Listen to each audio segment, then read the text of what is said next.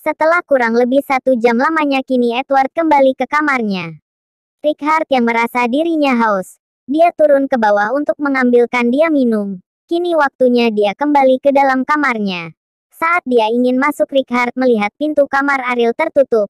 Kemudian terlintas di pikiran Richard untuk mengerjai Ariel lagi.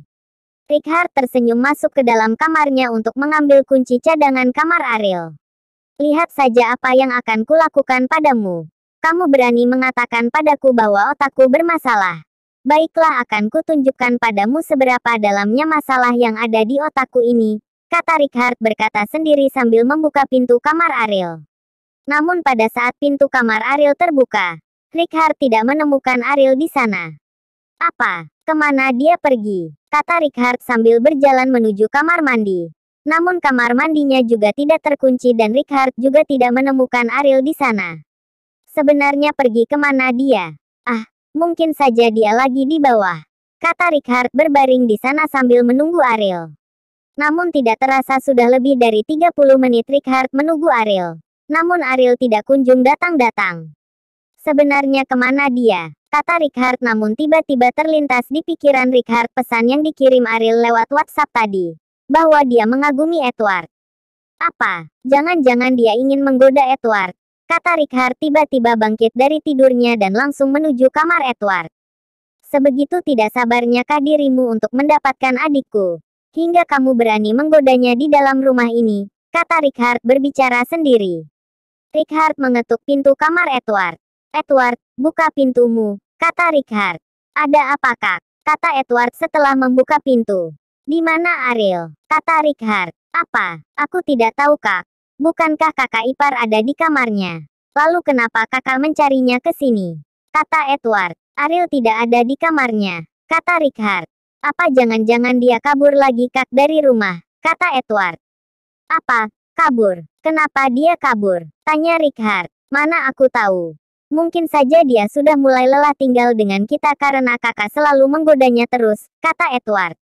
Tidak mungkin, kata Richard. Atau, mungkin saja kakak ipar sedang bersama Ricky, kata Edward. Richard langsung mengetuk pintu kamar Ricky. Dan kebetulan pintu kamar Ricky tidak terkunci. Ricky, kamu belum tidur, nak? Kata Richard. Belum, Pah. Lalu papa kenapa ke sini? Tanya Ricky. Oh ya Ricky, apa kamu melihat mama kamu? Di mana mama kamu? Tanya Richard. Mama pergi, Pah, kata Ricky. Pergi kemana sayang? Tanya Richard. Ricky tidak tahu, Pah. Mama tidak memberi tahu Ricky. Mama tiba-tiba pergi buru-buru setelah mama menerima telepon, kata Ricky. Telepon? Dari siapa? Tanya Richard. Ricky tidak tahu, Pah. Tadi pada saat mama baca dongeng untuk Ricky, tiba-tiba saja handphone mama berbunyi. Dan setelah itu mama langsung menyuruh Ricky untuk tidur lebih dulu. Mama bilang dia ada urusan sebentar, kata Ricky. Malam-malam begini, Ricky sayang kamu tidur dulu ya, papa akan menyusul mama kamu, kata Richard pergi meninggalkan Ricky dan juga Edward. Richard menemui security yang berjaga di gerbang rumahnya. Apa kamu melihat istri saya pergi?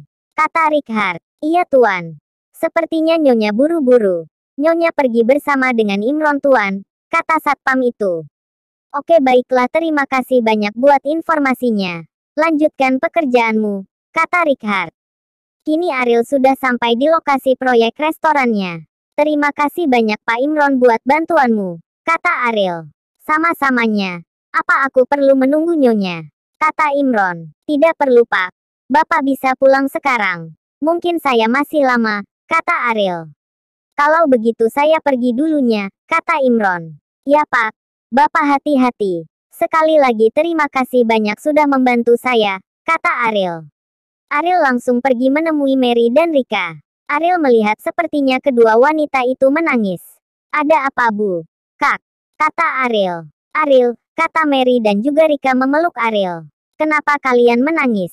Apa yang terjadi? Kata Ariel. Bangunan restoran kita yang sudah berdiri dihancurkan, nak. Sekarang kita harus bagaimana? Apa yang harus kita lakukan? Kata Mary. Tapi siapa yang tega melakukan ini, Bu? Kata Ariel. Bahan-bahan material yang lainnya pun dirusak sama ekskavator itu. Kita sudah tidak punya uang lagi. Sekarang apa yang harus kita lakukan? Kata Rika. Kenapa bisa seperti itu? Dan siapa yang tega melakukan itu? Kata Ariel langsung pergi ke lokasi proyek. Dia melihat ekskavator di sana yang ingin menghancurkan bangunan setengah jadi itu. Berhenti, atau aku akan tetap di sini. Kata Ariel berdiri tepat di bawah bangunan itu. Tiba-tiba ekskavator itu berhenti. Karena dia takut menyelakai Ariel. Melihat aktivitas ekskavator itu berhenti, kini dua orang pria parubaya menghampiri mereka. Apa yang kamu lakukan? Kenapa berhenti? Cepat lanjutkan pekerjaanmu. Kata pria salah satunya yaitu Herman Budiono, ayah kandungnya Ariel. Nak Ariel, kamu ngapain di situ? Ini bahaya. Kata Martin, sekretaris sekaligus asisten pribadinya Herman. Ternyata kamu masih belum puas untuk menggangguku, kata Ariel dan masih berdiri di tempat. Aku tidak mengganggumu. Kamulah yang mencari masalah terlebih dahulu padaku, kata Herman. Mencari masalah? Aku tidak mengganggumu, lalu apa maksudmu? Kata Ariel. Kamu sudah mencuri restoran ini selama 6 tahun terakhir ini. Seharusnya ini milikku, kata Herman sementara Martin hanya diam di sana. Dia sangat kasihan melihat Ariel namun dia tidak bisa berbuat apa-apa. Apa mencuri? Apa kamu sadar dengan perkataanmu? Kamulah yang mencurinya. Ini milik ibuku dan sebelum ibu meninggal ibu sudah menyerahkan ini padaku, jadi kamu tidak berhak atas ini, kata Ariel. Aku berhak. Karena masih sekarang Wulan masih sah menjadi istriku walaupun dia sudah menjadi makanan cacing. Dan kamu, sampai sekarang ini kamu masih sah menjadi anakku, kata Herman. Aku tidak sudi menjadi anak pencuri sepertimu. Aku hanya anak yatim piatu sejak 10 tahun yang lalu. Aku harap kamu menyadari itu, kata Ariel. Ternyata setelah 5 tahun lebih lamanya aku tidak bertemu denganmu. Kamu menjadi semakin berani kepadaku. Apa kamu tidak takut jika aku membuangmu kembali? Kata Herman. Takut? Untuk apa aku takut? Bahkan kau sudah sering melakukannya, kata Ariel. Ya sudah. Lakukan sesukamu, kata Herman kepada Ariel. Saya membayarmu bukan untuk diam di situ. Lanjutkan pekerjaanmu, kata Herman kepada petugas ekskavator itu.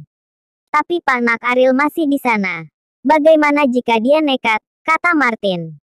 Biarkan saja dia mati. Bukankah dia yang menginginkan itu? Mungkin dia ingin cepat-cepat menyusul ibunya. Dan untuk kali ini biarkan aku mendukung keputusannya, kata Herman. Mendengar itu hati Ariel kini semakin sakit. Seperti ditusuk-tusuk 1000 tombak. Tapi Pak, bagaimanapun juga Ariel adalah anak kandung Bapak. Darah daging Bapak, cobalah lihat dari sisi itu, kata Martin. Iya memang, tapi asal kamu tahu Martin. Dia adalah anak yang tidak aku harapkan karena dia terlahir dari rahimnya Wulan. Aku hanya menganggap putrilah anakku satu-satunya, kata Herman. Bagai ditimpa beban bertonton rasa Ariel hingga dia tidak sanggup untuk menahannya, semakin sakit rasanya jika dia semakin kuat. Walaupun berkali dulu Herman memperlakukannya tidak adil, Ariel masih bisa bertahan menerimanya. Namun kali ini dia tidak bisa menahannya lagi. Air matanya tumpah dan dadanya sesak. Tapi putri bukan darah daging Bapak. Bagaimanapun juga dia akan tetap menjadi anak orang lain, kata Martin yang ingin mencoba melawan Herman. Sudah 20 tahun lebih Martin mengikuti Herman. Namun baru kali ini dia berani menentang Herman. Martin tidak tega melihat Herman memperlakukan Ariel seperti itu. Bagaimanapun juga Ariel adalah anak dari wanita yang dia cintai. Martin jatuh cinta kepada Wulan sejak dia masih TK hingga sekarang. Perasaan itu tidak berubah walaupun Wulan sudah meninggal. Namun dari dulu Wulan hanya menganggap Martin hanya seorang sahabat. Bagi Wulan hanya Hermanlah cinta pertama dan terakhir baginya. Martin tidak pernah mengakui perasaannya pada Wulan sewaktu dia hidup. Hingga saat ini Martin enggan untuk membuka hatinya yang sudah terkunci. Dia berjanji pada dirinya sendiri untuk memilih melajang seumur hidupnya jika tidak menikah dengan Wulan. Hingga saat ini janjinya masih dia tepati. Herman tidak tahu tentang perasaan Martin. Karena Martin tidak pernah menunjukkan perasaannya sedikit pun sewaktu Wulan hidup. Apa kamu berani melawan saya? Kata Herman. Maafkan saya Pak. Saya tidak berani untuk itu. Tapi saya hanya ingin Bapak tidak melangkah lebih jauh lagi. Aku tidak mau Bapak menyesal di kemudian hari setelah terlambat, kata Martin. Martin, jaga batasanmu. Memangnya siapa kamu yang berani menasehatiku? Kamu jangan ikut campur urusan pribadiku. Saya bayar kamu bukan untuk itu. Jadi posisikan dirimu sesuai pekerjaanmu, kata Herman. Maafkan saya Pak karena saya sudah lancang, kata Martin.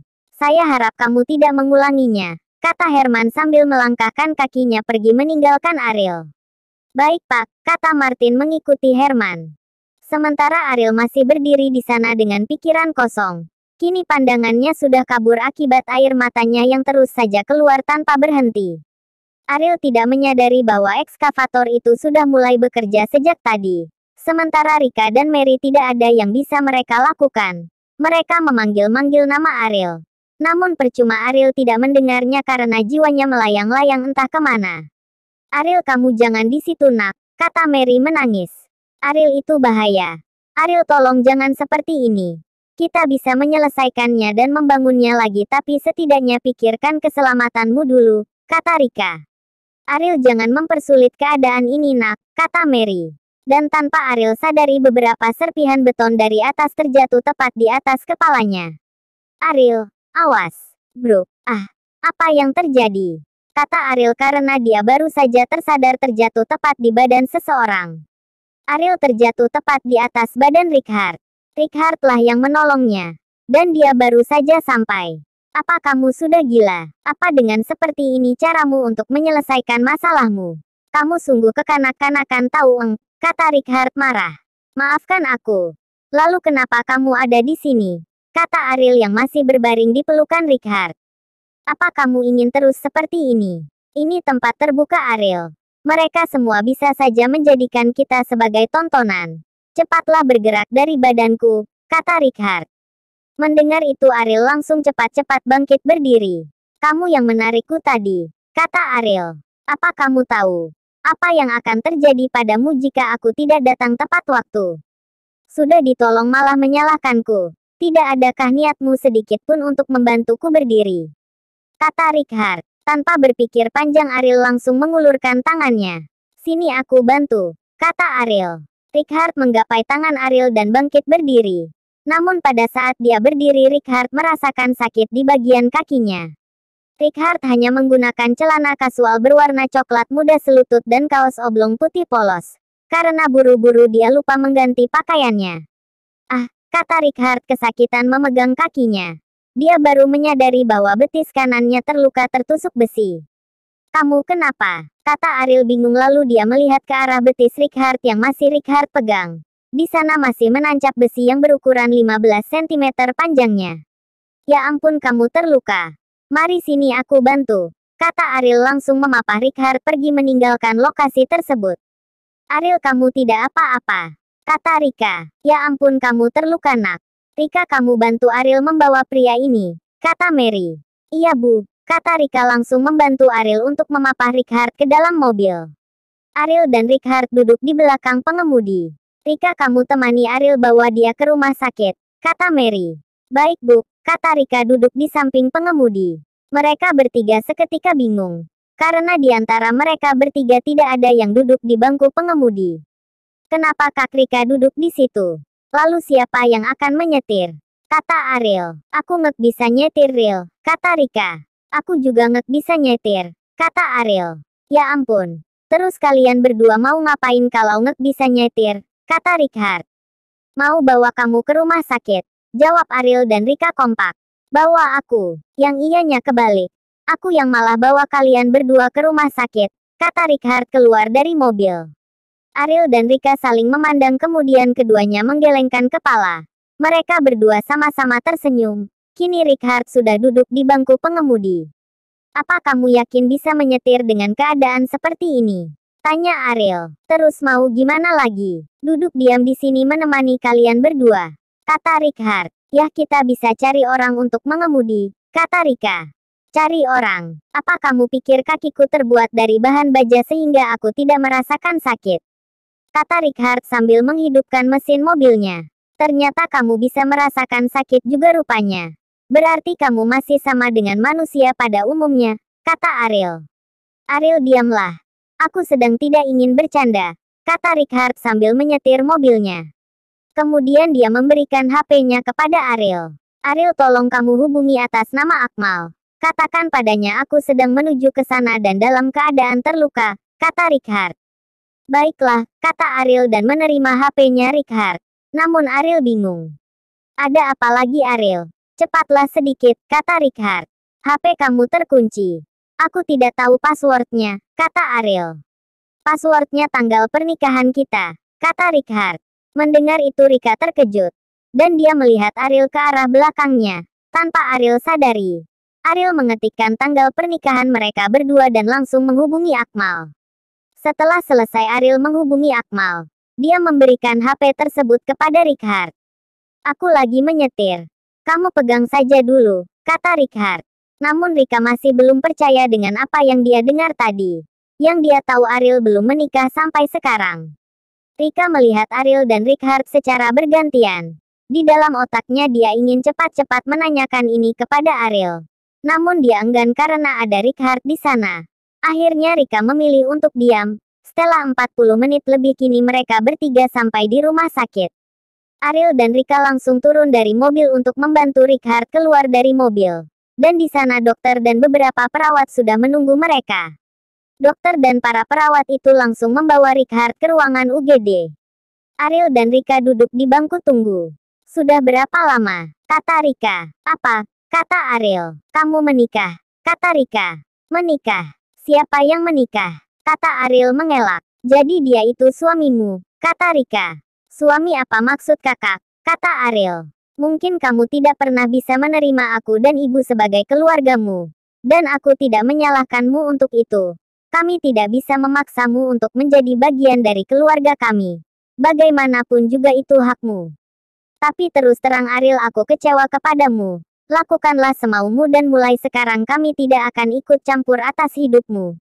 Jaga dirimu dan semoga kamu bahagia. Kata Rika pergi meninggalkan Ariel. Kak Rika tunggu dulu, kata Ariel. Namun pada saat Ariel ingin menyusul Rika, tiba-tiba seorang perawat memanggilnya. Bah, kata perawat itu. Iya sus, apakah dia baik-baik saja? Kata Ariel dan akhirnya membiarkan Rika pergi.